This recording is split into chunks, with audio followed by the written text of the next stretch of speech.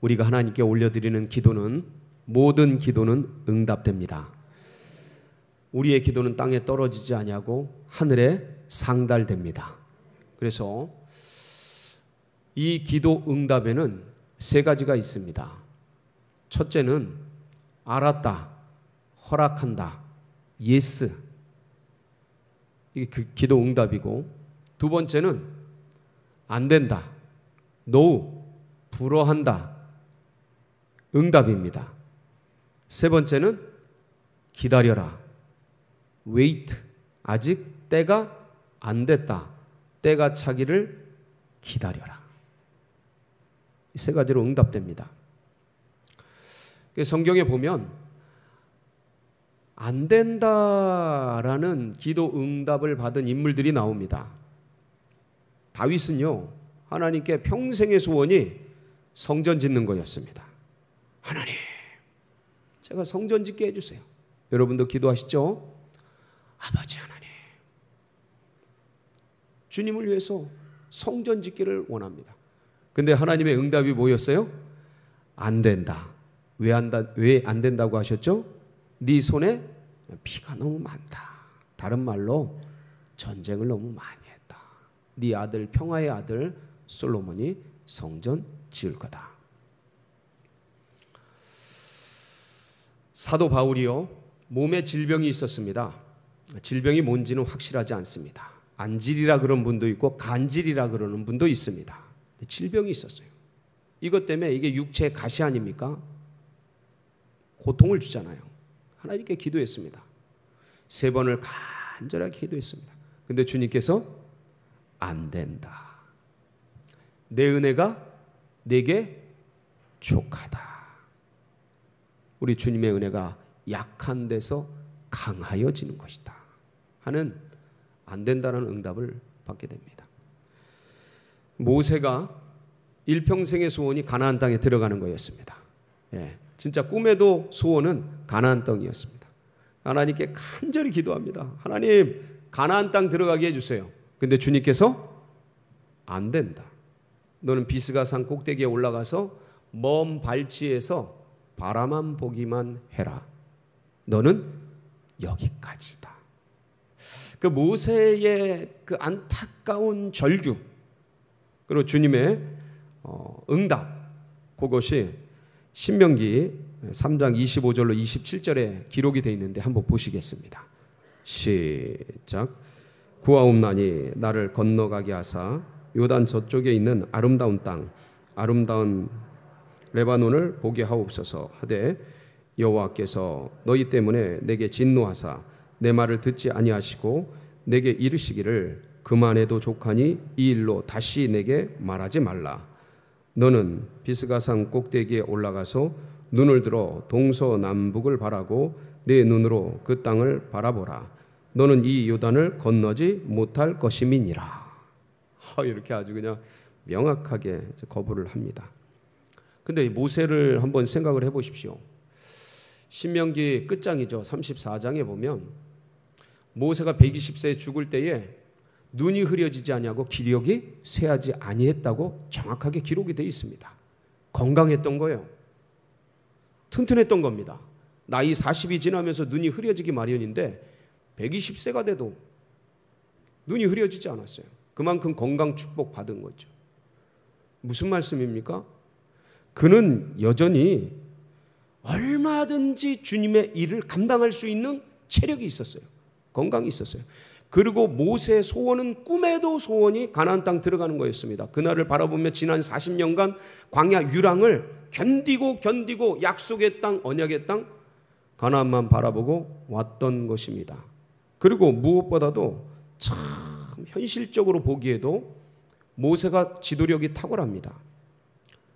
왕가의 그 왕도 교육을 받았던 사람입니다. 40년간. 근데 40년간 양치기 하면서 잊어먹었다가 다시 이스라엘 백성들을 지난 40년간 지도하면서 지도력이 컴백이 됐어요. 회복이 됐어요.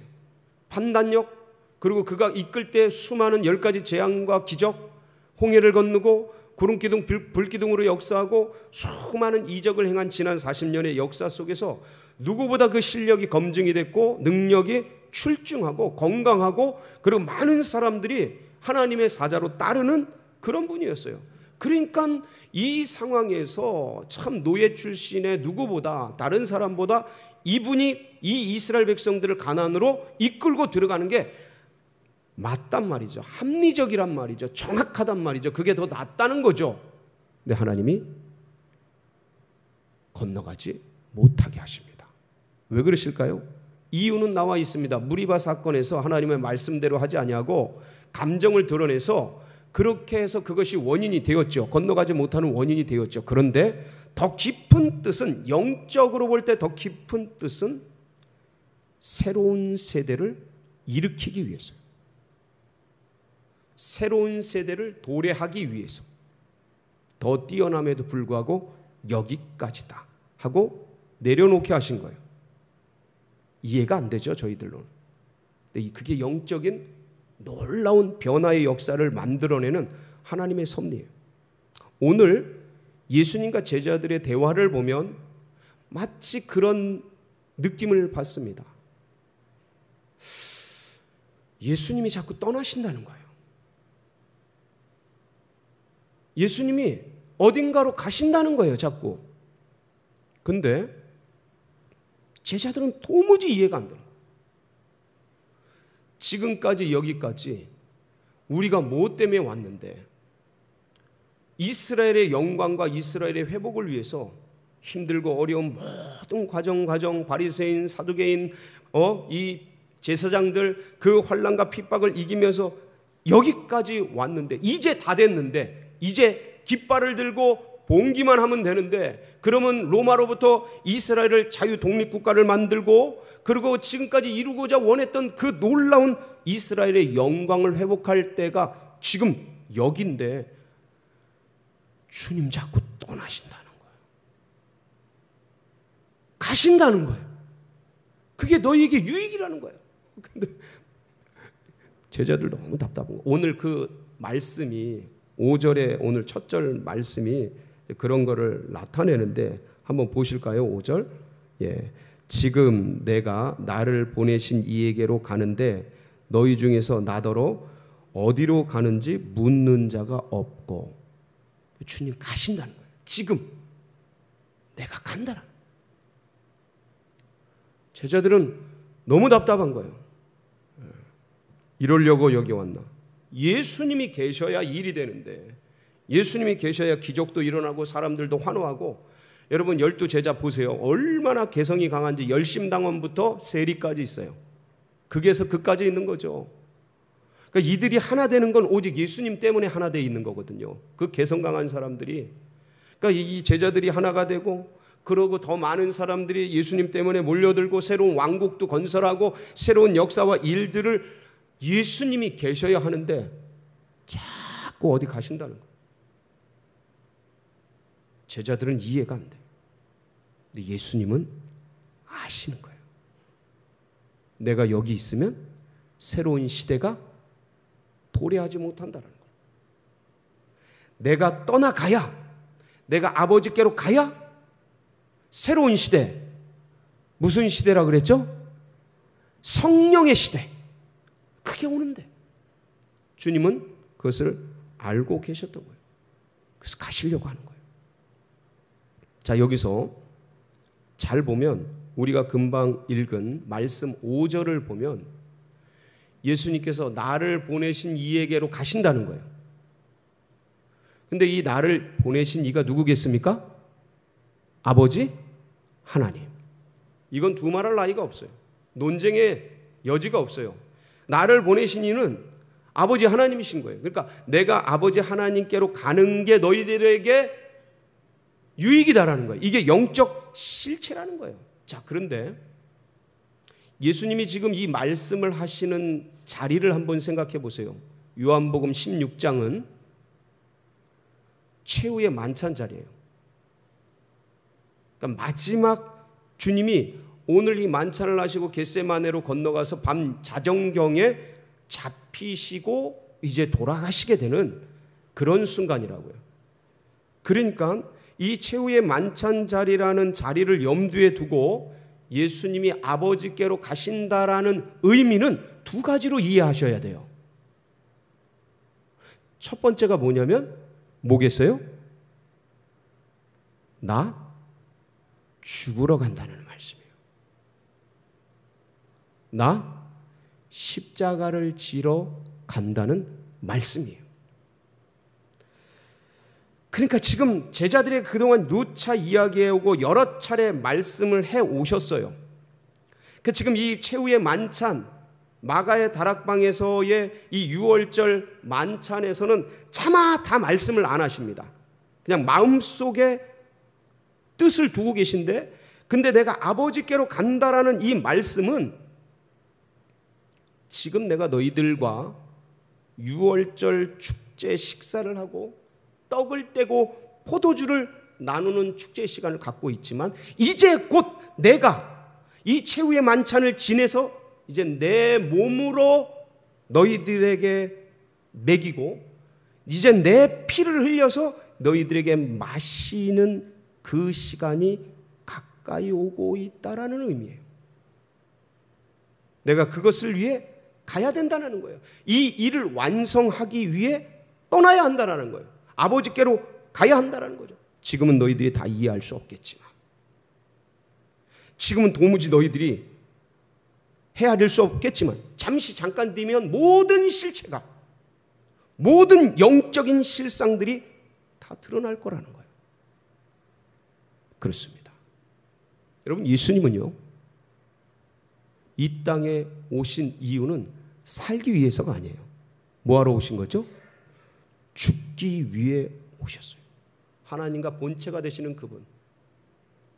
그런데 이 형체를 입어서 죄의 멍에를 씌우고 그러기 위해 성육신하시고 성탄하셨어요. 어제 우리가 성탄절을 지냈지 않습니까? 이건 오직 살기 위해서가 아니에요. 이거는 육체의 죄를 정해서 죽기 위해서 죄와 저주의 모든 인류의 죄를 영단번의 속죄를 위해서 이 세상에 찾아오신 거죠. 이게 아버지께로 간다라는 첫 번째 의미예요.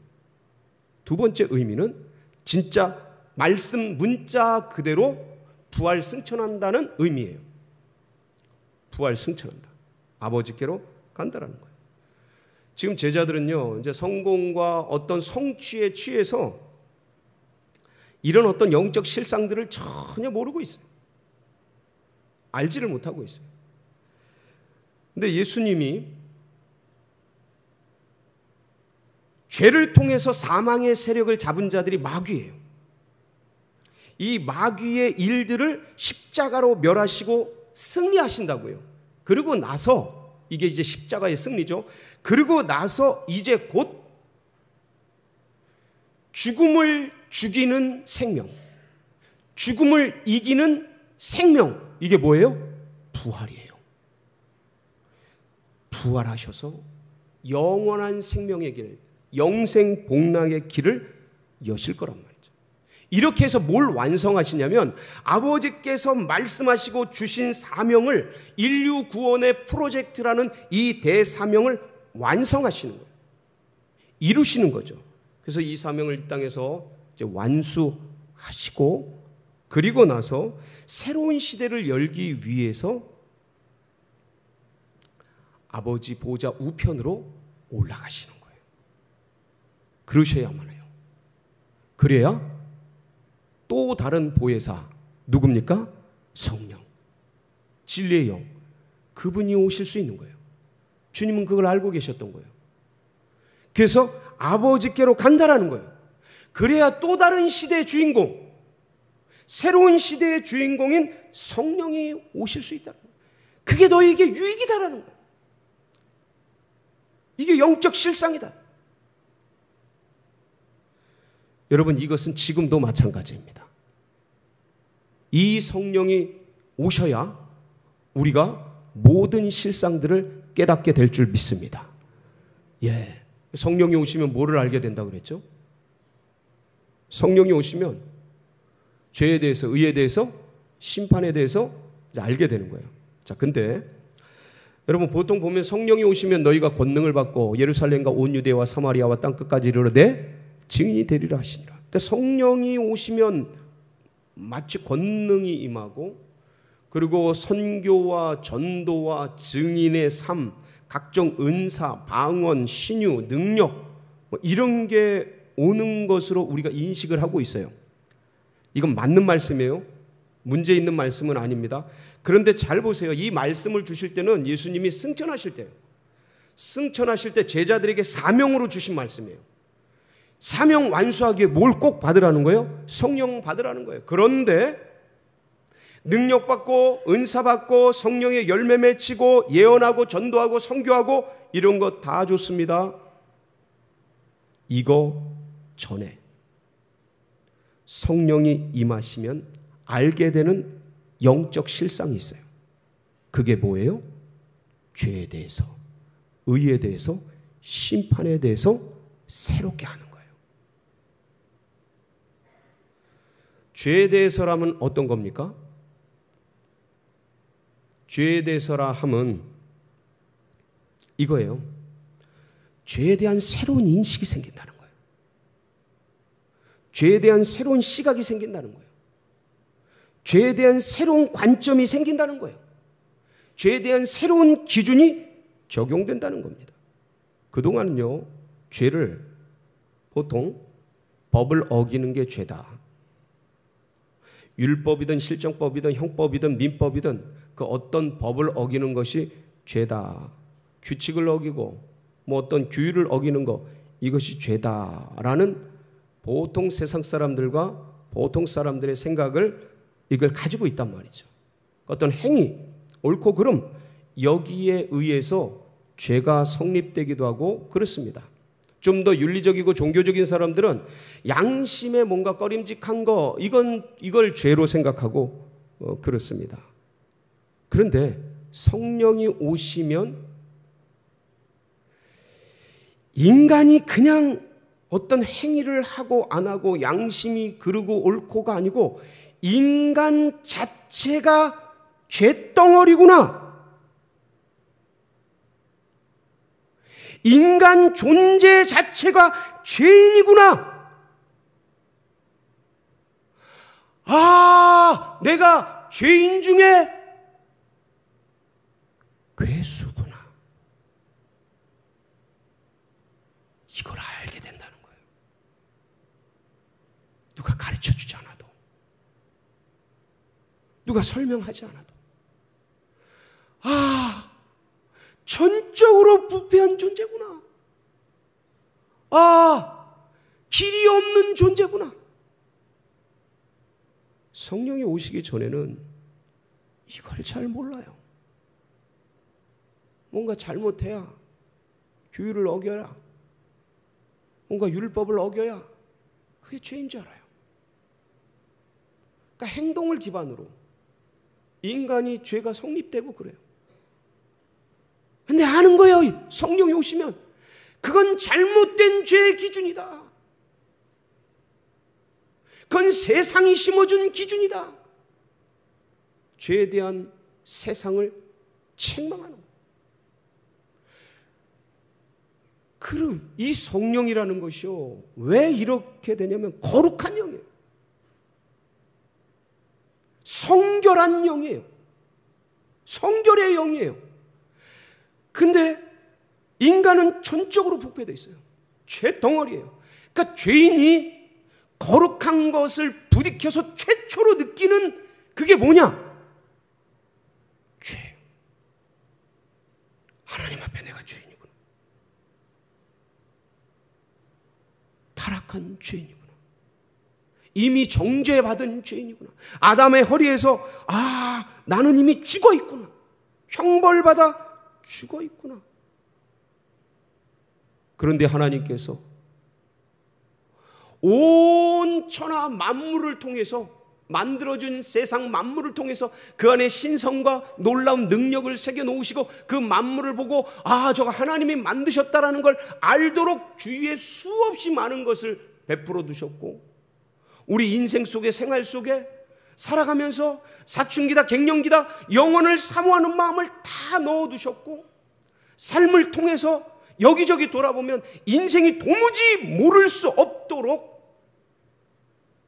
온 생애 가운데 모든 것을 세팅을 다 하나님 알도록 해놓으셨고, 거기다가 수많은 주의 백성들, 수만 개의 교회를 통해서 너희들이 죄인이다라는 걸 만천하에 알리고 구원이 필요하다는 걸 만천하에 알리고 전하고 그랬는데, 그동안 그걸 다 거부하고 모른 척하고 거역했던 이 인생이 죄이구나, 죄덩어리구나, 죄인이구나, 그걸 그냥 알게 돼요. 성령이 임할 때.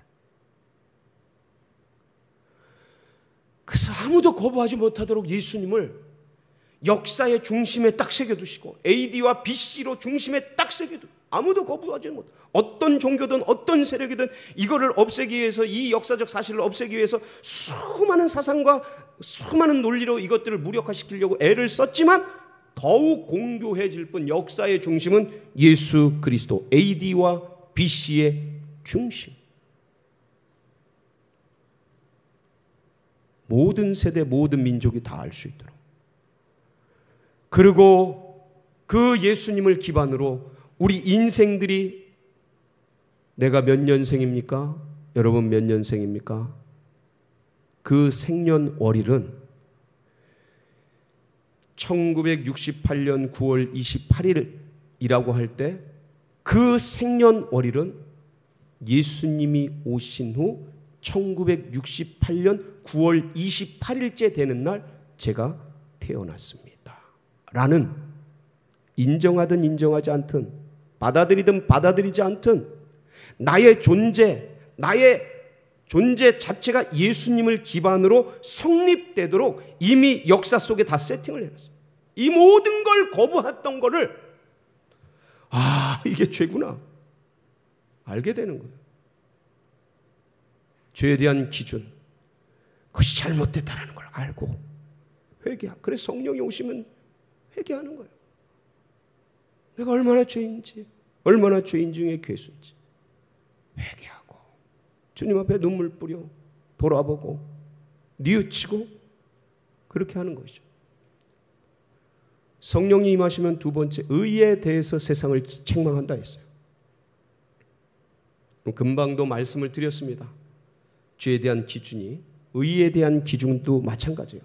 사람들은요, 이 땅에서 무엇을 쌓고 덕을 쌓고 공로를 쌓고 선행을 쌓고 고행을 쌓고 재정을 쌓고 노력을 쌓고 지식을 쌓고 뭘 쌓고 오래도록 일관적으로 그거를 오래도록 하면 그것이 그분에게 의가 된다고 여겨요. 그 행위, 그 공덕, 그 노력, 그 수고, 그게 쌓이면 그게 그 사람의 의라고 생각을 해요. 근데 잠시 왔다 떠나는 인생 속에서, 공술에 공수거하는 인생 속에서 우리들이 의라고 생각하는, 인간 세상에서 의라고 생각하는 그 모든 것들은 다 지나가 버리고 없어지는 것들이에요. 바람처럼 연기처럼 사라져 버리는 것들이에요. 그러니까 우리들이 의라고 생각하고 덕이라고 생각하는 그 수많은 것들은 마치 조폭 세계에서 조폭들의 의리와 같아요. 오히려 더 악한 거예요. 쌓고 있는 그것들이, 나의 의라고 여겨진 그 모든 것들이 어떤 면에서는 세상의 쓰레기와 같고 버려져야 될 오물과 같은 것들을 우리의 의로 생각하는 그런 것들이 너무 강한 거죠. 성령이 임하면 그게 아무것도 아니구나, 다 지나가는 거구나, 다 사라지는 거구나, 연기 같고 거품 같은 것들이구나. 아, 인간의 의는 오직 십자가에서 나를 위해 뿌려주신 그 피, 나를 위해 영생의 소망을 위해 살아주신 그 부활, 예수 그리스도의 그 공로, 그것만이 유일한 의구나. 할렐루야. 성령이 오시면 이걸 아는 거예요. 이걸 누가 알려주고 설명해주고 그게 아니고 성령이 오시면 그냥 아는 거예요. 아, 내가 잘못된 의를 붙잡고 있었구나. 이 쓰레기를 붙잡고 있었구나. 오, 이것만이 오직 영원한 의구나. 그래서 거기에 있는 걸 내려놓는 거예요. 내려놓게 되는 거예요. 세상 복음을 위해서 이걸 사용할 줄은 알죠. 거기에 마음 두지 않는 거예요. 오직 하나님의 나라, 우리 주 예수 그리스도, 승천하신 그분, 그분에게 전심을 쏟으며 나아가게 되는 것이죠. 세 번째는요, 그러니까 심판에 대해서 세상을 책망한다고 하셔요. 성령이 오시면. 이게 무슨 말씀이에요? 여러분, 우리 믿지 않는 사람들도 그렇지만 믿음의 백성들도 보통 이런 생각을 합니다. 원수마귀 사단이 얼마나 강력한지 우는 사자같이 두루 삼킬 자를 찾으며 다니고, 그래서 우리는 연약하고 부족하고 참 그들은 강하고 강력해서 그냥 막 우리는 수비적인 것 같고 그들은 공격적인 것 같고 왠지 모르게 무섭고 두렵고 불안하고, 그래서 막 그냥 움츠러들고 보호해야 될 것 같고 누군가 나를 지켜줘야 될 것 같고 막 이런 사고와 생각들이 이제 상당히 많습니다. 이게 실제적이에요. 어떤 면에서는 굉장히 감정적으로 그렇게 생각이 들어요. 근데 여러분 꼭 기억하세요. 이 심판에 대한, 이 재판에 대한, 원수마귀 사탄에 대한 재판은 이미 예수 그리스도께서 십자가로 원수마귀의 심장을 찍어버렸어요. 십자가로 승리하셨어요. 십자가로 끝내버리셨어요. 그러니까 이미 심판이 끝난 거예요. 어디서? 십자가에서. 2000년 전에 이미 끝나버린 거예요. 원수마귀의 머리는 뱀 머리가 잘린 것처럼 이미 끝나버린 거예요. 그러니까 교회가 마치 공격받고 위기 속에 밀린다고 생각하고 뭐 이런 게 역사 속에서 많이 있었어요. 그런데 놀랍게도 하나님은 그 교회를 끌고 인도하고 인도해 오셨어요. 로마의 박해 속에서도 이기게 하시고 공산주의 위협 속에서도 이기게 하시고 수많은 원수마귀 사단 속에서 이기게 하시고 마침내 종말 때에 승리의 깃발을 들며 완성된 승리를 확인하는 그런 놀라운 일이 일어날 줄 믿으시기 바랍니다. 그러니까 이미 우리는 승리한 거예요. 어디서요? 십자가에서. 거기서 이미 승리가 된 거예요. 우리는 이 시간을 통해서 이 현상 속에서 약간 부침이 있고 뭐가 있고 있는 것 속에서 혹시 위협받고 불안하고 No. 그렇게 염려 근심할 일이 없어요. 왜냐하면 이미 승리하셨고 지금의 모든 순간들은 지나가게 되고 승리를 가지고 주님이 오고 계시기에 주님은 이 시간을, 역사를 창조하시고 완성하시는 분이에요. 이를 지어 성취하는 여호와셔요. 베레쉿 태초에, 시간의 처음에, 종말에, 창조부터 종말까지 주님이 시간을 다스리고 역사를 다스리는 분이에요. 이미 완성하시고 이미 승리하시고 그 승리를 십자가에서 선포하신 거예요. 사단 마귀 권세는 십자가로 이기셨느니라. 그걸 가지고 오는 거예요. 그러니까 이 영적인 실상이 잘 안 믿어지는 거예요. 제자들은 이게 안 보이는 거예요. 주님이 계속 말씀하시는데 이게 안 느껴지는 거예요. 안 보여지는 거예요. 왜? 현실이 너무 강해. 현실이 너무 매혹적이에요. 현실이 너무 암담해. 그래, 이게 안 보여요. 이게 가려져 있는 것 같아요. 그러니까 현상이 실상을 가려버리는 것 같은 거예요. 근데 주님 말씀하시는 거예요. 그 현상에 속지 말아라. 영적인 실상이 이것이다. 너희에게 더 유익이다. 새로운 세계가 온다. 할렐루야. 그 놀라운 성령의 세대가 우리 가운데 왔어요. 여러분, 근데 이게 잘 안 누려져요. 사방에 우겨쌈을 당하고 마치 사건 사고가 밀려오면 뭔가 불안하고 공격받는 것 같고 위협받는 것 같고 막 그래요. 왜 그래요? 왜 그래요? 이 성령의 역사가 사라진 걸까요? 아니에요. 우리가 약해져서 그래요. 믿음이 약해져서 그래요. 영적 실상은 그대로인데 태양은 하늘에서 빛나고 있는데 이 먹구름이, 감정의 먹구름이, 상황의 먹구름이 그거 가리니까 마치 빛이 없어진 것 같아요. 이 먹구름을 걷고 빛나는 태양, 빛나는 영적 실상이 여전히 승리의 함성으로 교회는 승리했고 우리는 승리하고 하나님이 천군 천사로 나를 호위하고 계시는도다. 이것을 볼 수 있는 도구가 뭡니까? 기도입니다. 기도하는 자는 사는 거예요. 기도할 때 이 영적 실상이 열리는 거예요.